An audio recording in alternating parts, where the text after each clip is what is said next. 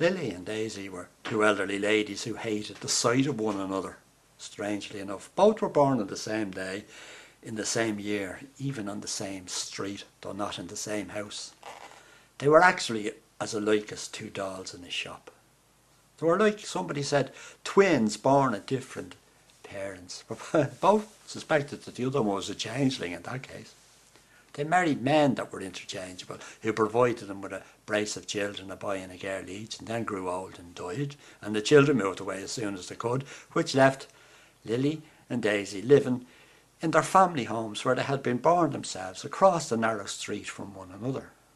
And both inherited the family home, and that was the end of it. Lily liked cats, and Daisy, for her part, hated cats. In fact, she squirted a water pistol at Lily's cat whenever the beast came within striking distance of her, and the cat would leap and run away.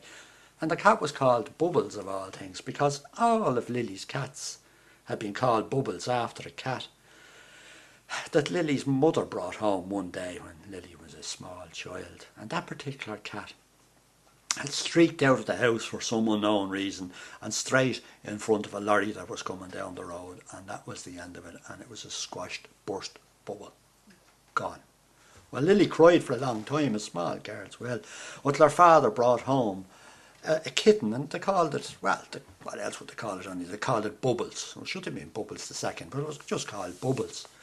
And so it was a renewable cat, Bubbles. So when one grew too old and had to be put down or wandered away for pastures new, they just got another cat, and they called that one Bubbles. So the cat in that house was always called Bubbles.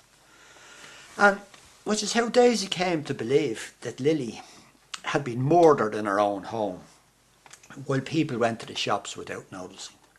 Now you have to understand, these were people who knew one another intimately, even if only out of hatred. For Daisy noticed in the local paper that there had been a spate of robberies in the area, and the way it worked was this.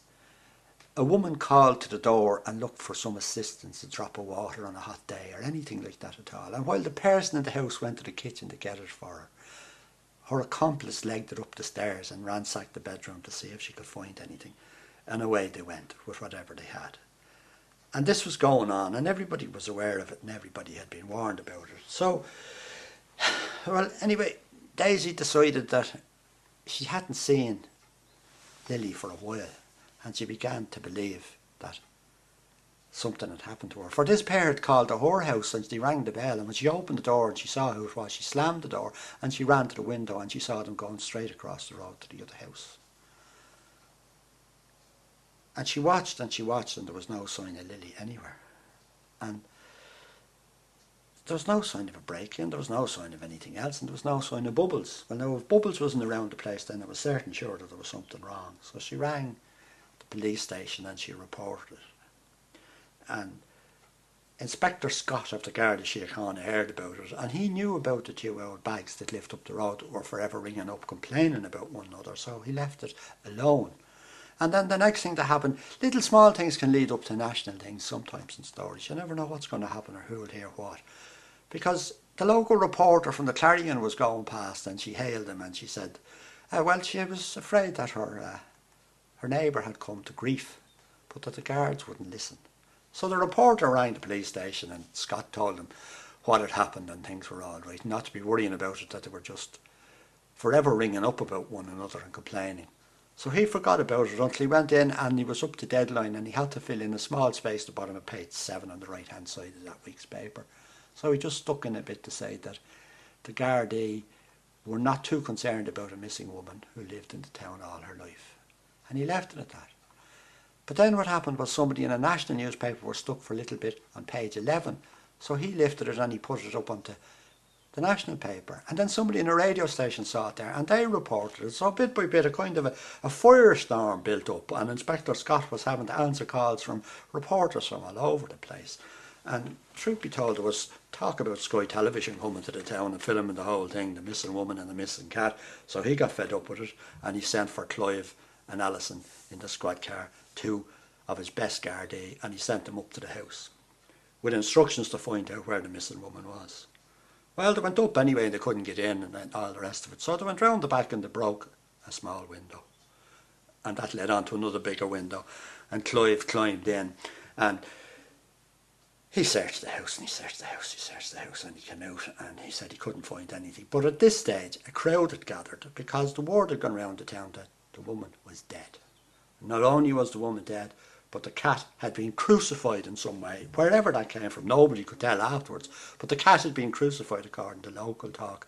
And so it was a huge crowd outside, and they were all waiting to see the body of the cat and the body of the woman being brought out and all the rest of it. And Daisy kind of, you know, there was like a stone in her shoe. She had reported it all, and she wasn't terribly sure herself fully, because she kind of had a feeling that she'd know when the other person had passed away. And she was right. For while all this was going on, a taxi pulled up. And who stepped out of it? Lily, with Bubbles, in a carry bag. And she went in and she asked what they were all doing, and why they were breaking into her house when she was after being on holidays with her cat in her daughter's house 2 towns away, and what was going on. Well, everything went berserk, and then everything calmed down, and then Scott was called for, and down he came. Inspector Scott came down, and he found himself in the unique position of standing in front of a woman, trying to explain to her that she was dead, but that she wasn't really dead because she was standing in front of him. And he was very sorry and all the rest of it, and so things calmed down after a little while, and he made a peace of sorts with Lily anyway. He said, oh, well, okay, we'll sort it out. And then he headed across the road to Daisy's house. But Daisy saw him coming, and she kept the door firmly locked, just as firmly locked as she had kept it when the crooks were trying to get into her house. And Scott, not for the first time, thought he would make a better murderer of old ladies than he was an inspector in the National Police Force. But then he thought, if he did kill the 2 of them, then he would finish up being the protector and the guardian of Bubbles the cat. And that was a fate no man should have visited upon.